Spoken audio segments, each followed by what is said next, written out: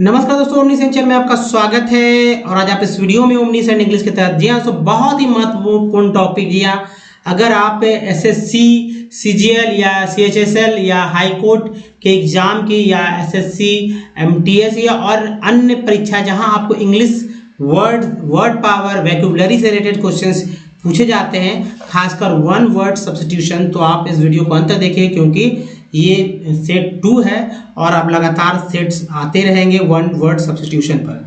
तो चलिए देखिए, वन वर्ड सब्स्टिट्यूशन जो है आपको हमेशा तरह तरह के वर्ड्स होते हैं। यहाँ पर मैंने क्या किया है कि जो वर्ड्स हैं उनका हिंदी भी मैंने लिखा है ताकि आपको समझने में आसान हो और आप आसानी से सॉल्व कर सकें। तो क्वेश्चंस रहेंगे, आंसर आपको देना है, अगर आप जानते हैं तो दे सकते हैं। तो देखिए सेट 2 है ये।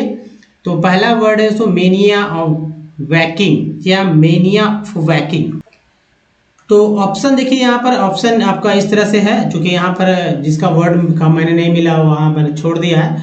तो ये देखिए 4 ऑप्शन आपके आ गए, लोगोमेनिया, पायरोमेनिया, बिब्लोमेनिया या क्लॉप्टोमेनिया। अब देखिए इसका एक यहाँ पर मिला है बिब्लोमेनिया का पुस्तकों का प्यार। तो ये जैसा कि मैंने सर्च किया, सर्च करने के बाद बहुत सारे वर्ड्स जो है पता नहीं चलता है कहाँ से ले लिए जाते हैं। तो एक वर्ड है बिब्लोमेनिया मीन्स पुस्तकों का प्यार, और इसका आपको आंसर बताना है। अगर जानते हैं तो बताइए, तो मैं बताऊंगा दोस्तों। ए हो जाएगा लोगोमेनिया या मेनिया फॉर वैकिंग, लोगोमेनिया आंसर हो जाएगा। थोड़ा सा टिपिकल हो जाते हैं कई वर्ड्स। अब देखिए नेक्स्ट प्रश्न है, lottery in which N articles is assigned by lot to one of those wine tickets, ठीक है, वाइन टिकट्स। और यहाँ ऑप्शन 4 आ जाएंगे। एक तो पहला है ऑक्शन, इसका मतलब नीलामी, राफेल भाग्य क्रीड़ा, और ये है दोस्तों ऑडिट मीन्स हिसाब किताब की जांच करना, और ट्रांजिट मीन्स परागमन, ठीक है, ट्रांजिट मीन्स परागमन या संक्रमण भी होता है। तो आप इसे अलग से भी आप लिख सकते हैं, जो मुझे पता लगा बताऊंगा, संक्रमण भी। 4 ऑप्शन है, आपके हिसाब से कौन जवाब होगा दोस्तों? Lottery in which an article is assigned, ठीक है, lottery in which article is assigned by a lot to ones of those buying the tickets. तो यहाँ जब टिकट लेते हैं, खरीदते हैं, तो क्या होता है? तो ये भाग्य की ही तो बात होती है, भाग्य क्रीड़ा। तो ये देखिए राफेल हो जाएगा, राफेल। अब राफेल का मतलब वो लड़ाकू विमान से नहीं समझे यहाँ पर। नेक्स्ट देखिए, अब लोग समझ जाएंगे तो जाहिर सी बात दिक्कत हो जाएगी, इसीलिए तो इस तरह के ऑप्शन दिए जाते हैं। Large scale departure of people, large scale departure का मतलब क्या होता है? प्रस्थान करना, ऑफ पीपल, ठीक है। अब देखिए 4 ऑप्शन है, मिनी माइग्रेशन, ठीक है, माइग्रेशन का क्या होगा? प्रवास, इमिग्रेशन, उत्प्रवास, ठीक है, इमिग्रेशन। वर्ड सब आप ये सब एयरपोर्ट पे सुनते होंगे। देखिए यहाँ इमिग्रेशन है, यहाँ इमिग्रेशन। आपको बोलने में एक ही जैसे लग रहा है लेकिन वर्ड मीनिंग अलग अलग है। लास्ट में है एग्जॉडस। तो देखिए जाहिर सी बात है, लार्ज स्केल मैंने बोला था, यहाँ भी मैंने लिख दिया है समूह प्रवास, इसका मतलब ऑप्शन डी है। अगर ऐसे नहीं रहता तो आप जाहिर सी बात है कंफ्यूज हो जाते हैं, एक्सोडस को आप नहीं टिक मार पाते। तो ये डी है 3 का। चौथे नंबर पे चलिए, अ पोस्ट विदाउट रिम्यूनरेशन, ठीक है, रिम्यूनरेशन। और 4 ऑप्शन है, वॉलेंट्री, सिनेक्यो, ठीक है, उसके बाद हॉनररी सी में, और डी में इनवॉलेंट्री। तो क्या ऑप्शन आएगा, क्या आंसर है अभी भी बताइए आप। तो देखिए 4 का सी हो जाएगा ऑनररी, यानी कि मानद, अवैतनिक, यानी पोस्ट विदाउट रिम्यूनरेशन, है ना। तो सम्मान की बात होती है। देखिए सिनेक्योर का मतलब होता है कि जहाँ काम का कोई चिंता ही नहीं होता है, ठीक है, आराम तली वाला नौकरी होता है, उसको बोलते हैं चैन की नौकरी। एक बात वर्ड्स है। 5वां number, the place where public government और हिस्टोरिकल रिकॉर्ड्स आर केप्ट, ऐसा जगह जहाँ जो है जनता का, सरकार का या इतिहास का रिकॉर्ड रखा जाता है, ठीक है, यही है ना। क्या ऑप्शन? कॉफर लोहा का संदूक, प्लेंट्री या एस्क्यूलरी या आर्काइव्स। तो दोस्तों जाहिर सी बात है, आंसर तो जैसे ही मैंने बताया आपको तो आपको समझ में आ गया कि आंसर क्या होने वाला है। तो ये डी है, आर्काइव्स। अभिलेखागार में ही तो रखा जाता है ना, पब्लिक, सरकार या हिस्टोरिकल रिकॉर्ड्स। लोहा का संदूक में तो नहीं। तो देखिए कॉफर मीन्स क्या होता है, लोहा का संदूक। प्लांट्री मीन्स होता है वृक्षारोपण, और स्कलरी मीन्स होता है बर्तन सफाई स्थान, जहाँ पर बर्तन की सफाई करते हैं उसको स्कलरी कहते हैं। तो इन वर्ड्स को याद करके लिख लीजिए और इसको याद कीजिए, लर्न कर लीजिए, ताकि आपको आने वाले समय में कभी दिक्कत ना हो। और जो ऑप्शन है उस ऑप्शन का तो आंसर मैंने यहाँ दिया ही है, तो उसको अच्छे से टिक आउट कीजिए। वन वर्ड में से large scale departure for departure of people, तो एग्जॉडस ऐसे करके याद करना है, ठीक है। नेक्स्ट चलिए 25 क्वेश्चन आप देखेंगे, बहुत इंपॉर्टेंट। देखिए छठे नंबर में list of headings of the business to be the transacted at meeting. देखिए नेक्स्ट 4 ऑप्शन है दोस्तों, स्केजल। अब देखिए शेड्यूल नहीं पढ़ते हैं, कुछ लोग शेड्यूल पढ़ते हैं, लेकिन इसे स्केजल पढ़ा जाता है, स्केजल। अब बताइए स्केजल, जैसे ही मैं बताऊंगा तो लगेगा कि यहाँ गलत पढ़ा जा रहा है, लेकिन जबकि ये सही है स्केजल। तो ये है, लेकिन लोग शेड्यूल ही पढ़ते हैं। तो अपना अपना तरीका, एजेंडा कार्यसूची। अब देखिए नेक्स्ट जो है प्रोसीडिंग्स और एक्सर्प्ट्स। तो आंसर क्या होगा अब बताइए। तो दोस्तों आंसर हो जाएगा एजेंडा, यानी कार्यसूची से रिलेटेड। नेक्स्ट देखिए 7 नंबर में ऑप्शन पहले आने दीजिए, तभी मैं पढ़ूंगा, ठीक है। और ये रहा ऑप्शन। तो देखिए 7 नंबर का क्वेश्चन है the short remaining end of cigarette, मतलब कि जब सिगरेट पीते तो आखिरी हिस्सा कुछ बच जाता है ना, उसके बारे में बात हो रही है। तो क्या बोलते हैं, स्टब, रैग या स्क्रैप, क्या बोलते हैं। तो जाहिर सी बात है आपको एक जगह ऐसी दोनों में मिल रहा होगा स्टम्प। तो स्टम्प क्रिकेट से रिलेटेड लकड़ी वाला टुकड़ा होता है, ठीक है, जबकि स्टब जो है ये लकड़ी का नहीं रहता है, ठूंठ तो रहता ही है खुद का, ठीक है। तो ये 7 का हो जाएगा हमारा बी, स्टब। नेक्स्ट देखिए person who brings an action at law, person who brings an action at law. 4 option है तो प्लेंटिफ, लिटिगेंट वर्ड्स उच्चारण करने भी सीखना होगा। प्लेंटिफ, लिटिगेंट, डिपोनेंट और डिफेंडेंट। तो देखिए आप जब एप्लीकेशन लिखा था उसके नीचे डिपोनेंट लिखता है, डिपोनेंट लिखा रहता है। डिफेंडेंट मीन्स क्या होता है, जो डिपेंडेंस मीन्स जो अभियुक्त होते हैं। डिफेंडेंट जो डिफेंड करते हैं, दूसरे के आरोप को डिफेंड करते हैं, है ना, दूसरे के आरोप को सहते हैं, तो अभियुक्त हो जाता है। लिटिगेंट जो मुकदमेबाज, जो मुकदमा करता है ना, मुद्दालय क्या बोलता है शायद, मुद्दालय। और प्लेंटिफ जो है वादी, यानी जो मुद्दे जो वो होता है, जो वादी होते हैं, वो प्लेंटिफ। 4 ऑप्शन है person who brings an action at law, law में जो एक्शन लाता है, कार्रवाई जो करता है, कौन कहलाता है। तो दोस्तों ये प्लेंटिफ वादी जो केस करता है, ठीक है, लिटिगेंट नहीं, जो ये मुकदमेबाज नहीं, जो मुकदमा लड़ता है, ये हो गया, ये है प्लेंटिफ जो मुद्दई, ये मुद्दालय हो गया, इस पे केस होगा, मुद्दालय पे केस करता है। थोड़ा सा वर्ड यहाँ जो है जुडिशियल वाले आ गए हैं, तो थोड़ा सा कंफ्यूज तो हो ही गए लोग। अब देखिए 9 नंबर में a process involving too much official, process involving too much officials. और 4 ऑप्शन है दोस्तों ऑफिशियल्स, फॉर्मेलिटी। तो ये ऑप्शन है नेपोटिज्म, बहुत वर्ड सुने होंगे आपने नेपोटिज्म का, खासकर बॉलीवुड से रिलेटेड तो बहुत ही हो जाता है नेपोटिज्म।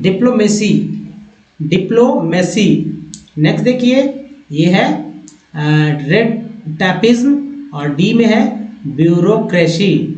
तो process involving too much official formality, answer क्या होगा जी हाँ। तो आंसर जो हो जाएगा सी, रेड टैपिज्म, लाल फीताशाही, ठीक है। नेपोटिज्म मीन्स भाई भतीजा स्व पक्षपात जो होता है, अपने लोग का पक्ष लेते हैं, उसको नेपोटिज्म बोलते हैं।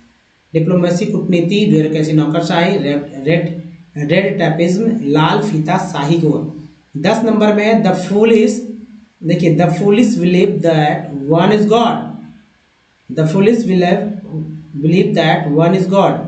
तो क्या बोलते हैं, ब्लास्फेमी, है ना, थियोक्रेसी, सी में है पैरानोई, और है डी में थियोमेनिया। तो यहाँ मुझे नहीं पता है इसका क्या होगा, तो आंसर जो 10 का दोस्तों वो डी ही हो जाएगा, थियोमेनिया। अब वर्ड में समझा दूँ, द फूलिश बिलीव, मूर्ख जो विश्वास करते हैं एक भगवान में। अब भाई ऐसा कोई मूर्ख तो नहीं कहा जाएगा, क्योंकि एक लोग हमेशा एक धर्म में विश्वास करते हैं, एक भगवान में विश्वास करते हैं, है ना। तो चलिए थियोमेनिया कहते हैं उसे, थियोमेनिया। नेक्स्ट देखिए 11 नंबर में, the study of ancient societies. Study मतलब कि प्राचीन समाज का जो अध्ययन करता है क्या कहलाता है? हिस्ट्री, एंथ्रोपोलॉजी या एथनोलॉजी या आर्कियोलॉजी? क्या होगा आंसर? 4 ऑप्शन दे दो और आंसर जो हो जाएगा ये हो गया आर्कियोलॉजी। आर्कियोलॉजी, ठीक है। आर्कियोलॉजी मीन्स पुरातत्व का। तो जो प्राचीन समाज का जो अध्ययन करता है तो जाहिर है आर्कियोलॉजी। मानव शास्त्र क्या है? सोशियोलॉजी से निकला हुआ एक पार्ट है मानव शास्त्र। आइए एथनोलॉजी नीली जाति विज्ञान है, हिस्ट्री तो समझ ही सकते हैं आप।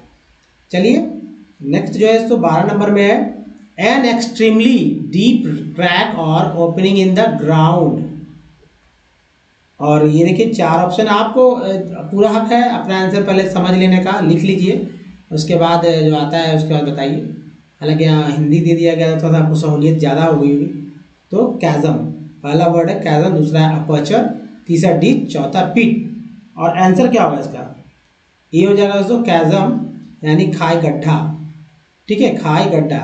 एन एक्सट्रीम डीप क्रैक और ओपनिंग द ग्राउंड, कैज़म। नेक्स्ट है 13 में, the custom having more than one husband at the same time. Custom having more than one husband, एक हस्बैंड से अधिक हस्बैंड, जो एक समय में एक से अधिक हस्बैंड रखता है, क्या कहलाता है? वह रिवाज क्या कहलाता है? पॉलीगेमी, पॉलीएंड्री, पहले से आंसर तो आ ही गया है, या डिबॉचरी या बिगेमी। तो डिबॉचरी का मतलब अय्यासी होता है, बिगेमी में द्वि विवाह है ना, पति पत्नीत्व वाला। पॉलीएंड्री मीन्स होता है बहुपतित्व, तो और पॉलीगेमी मीन्स बहुविवाह। आंसर क्या होगा दोस्तों? जाहिर सी बात है आंसर तो यही होगा ना, बहुपतित्व है, जो बहुत पति रखता है। बताइए एक समय बहुपति कौन रखता है? आज के समय में तो नहीं कोई है ऐसा, मुझे लगता है कि बहुत पति लोग रखते हैं। हाँ, आफ्टर मैरिटल अफेयर्स होते हैं, लेकिन उसे बहुपतित्व यानी पॉलीएंड्री के श्रेणी में नहीं रखा जा सकता। नेक्स्ट देखिए 14 नंबर में, commencement of words with the same letters. 4 option है, राइम्स, एलिटरेशन, इसके बाद है पन या ऑक्सीमोरॉन। इसका भी मुझे नहीं पता था ऑक्सीमोरॉन का क्या होगा। और आंसर जो है बी हो जाएगा, एलिटरेशन, अनुप्रास, ठीक है। Commencement of word with the same letter, एक जैसे वर्ड को जो उच्चारण करते हैं, अनुप्रास। अलग लोग राइम भी समझ जाएंगे क्योंकि अनुप्रास तो यहाँ भी है, लेकिन वर्ड्स यही सही आंसर है, इसको इसको ध्यान से रखना है। चलिए answer, a person who believes that pleasure is the chief good. और 4 ऑप्शन है, स्टोइक, हेडोनिस्ट, ठीक है, हेडनिस्ट, तो हेडनिस्ट को हेडनिस्ट ही कहेंगे। और एपिक्योर, रशिया हो जाएगा, रसिया, सेंसुअल, कामू या कामुक। 15 का आंसर जो है हेडोनिस्ट, ठीक है, हेडोनिस्ट। नेक्स्ट देखिए, one who is determined to exact full vengeance for wrong done to him. Answer क्या होगा? पहले आंसर देखने के पहले ऑप्शन देख लीजिए, विंडिकेटर, यूजरर, है ना, यूजरर का मतलब क्या होता है? विंडिकेटर का मतलब वकील, रक्षक। अभी तक आपने वकील के लिए क्या क्या वर्ड्स जानते हैं? मुझे लगता है एडवोकेट और लॉयर तो लोग जानते ही हैं। एक वर्ड मैंने मैंने बताया है, और विंडिकेटर भी, वकील जो बचाने वाला होता है। तो यहाँ पर जाहिर सी बात है गलत चीज़ से बचाने के लिए जो है बात हो रहा है। तो खैर सी, विंडिकेटिव दंड लगाने वाला, और वायलेंट, है ना, वायलेंट, तो ये हो गया विषैला, विष वाला। क्या होगा आंसर 16 का? तो आंसर होगा दोस्तों सी का हो जाएगा, विंडिक्टिव, दंड लगाने वाला को कहते हैं। नेक्स्ट देखिए 17 नंबर में, ग्रेजुअल रिकवरी फ्रॉम इलनेस, यानी कि 4 ऑप्शन है। हिस्टेरिया, क्या होगा? हिस्टीरिया, एमनेशिया, एमनेशिया यानी कि भूलने की बीमारी, और यह सुपर एन्यूएशन, सेवानिवृत्ति या कन्वेल्सन। और 17 का जो आंसर हो जाएगा दोस्तों वो डी है हमारा, कन्वेल्सन, यानी कि से आपका ये क्या बोलते हैं, स्वास्थ्य लाभ, स्वास्थ्य लाभ। इसका मतलब हो गया कि आप जो है ग्रेजुअल रिकवर कर गए, मतलब अच्छे से कर गए बीमारी से, तो इसको स्वास्थ्य लाभ होगा। एमनेशिया में तो स्मृति लोग, और हिस्टीरिया तो समझते हैं, हिस्टीरिया मिर्गी के तौर पे भी जाना जाता है। सुपर एन्यूएशन, सेवानिवृत्ति, और ये हो गया कन्वेल्सन, मीन स्वास्थ्य लाभ है। तो यहाँ से आप लिख लीजिए इसे। चलिए अगला देखते हैं प्रश्न, और ये है प्रश्न नंबर 18। वन हु डिस्पाइट, ठीक है, one who despite despises persons of lower social position, ठीक है, यानी कि पहला ऑप्शन है प्रीम, दूसरा है स्नॉब, तीसरा है दोस्तों प्रिग, चौथा है एरिस्टोक्रेट। 4 ऑप्शन में आंसर क्या होगा हमारा? तो ऑप्शन हो जाएगा बी, यानी स्नॉब, यानी मोची का नौकर को बोलते हैं स्नॉब।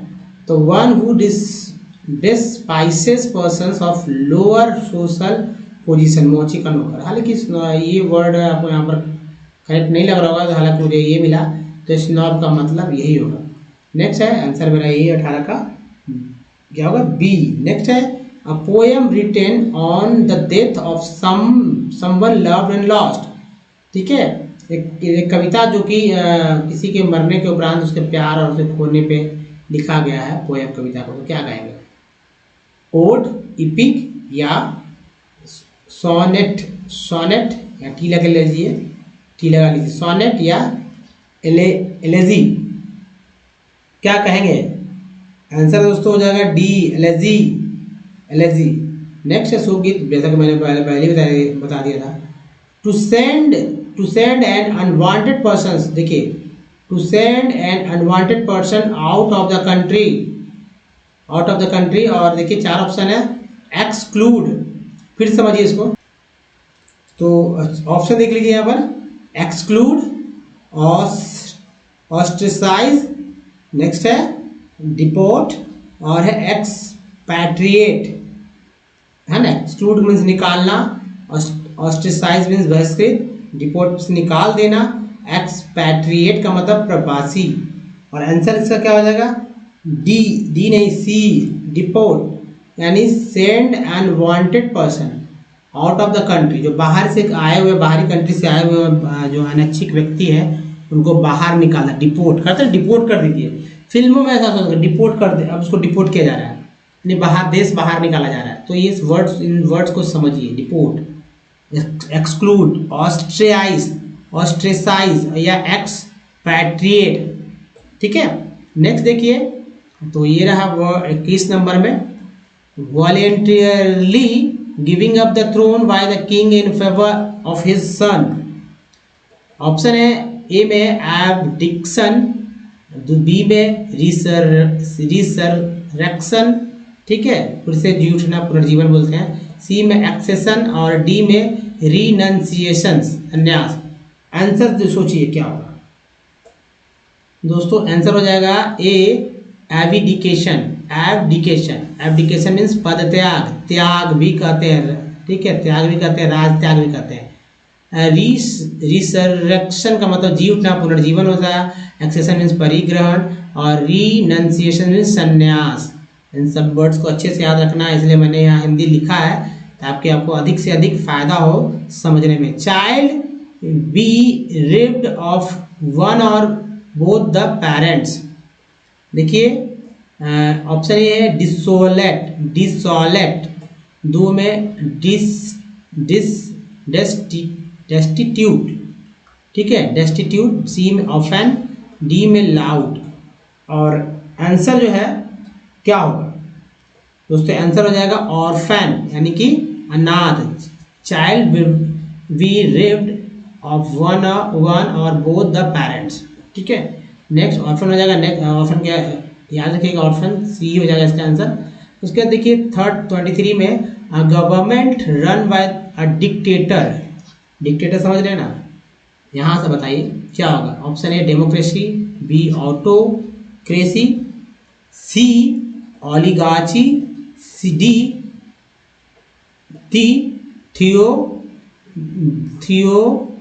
थियोक्रेसी।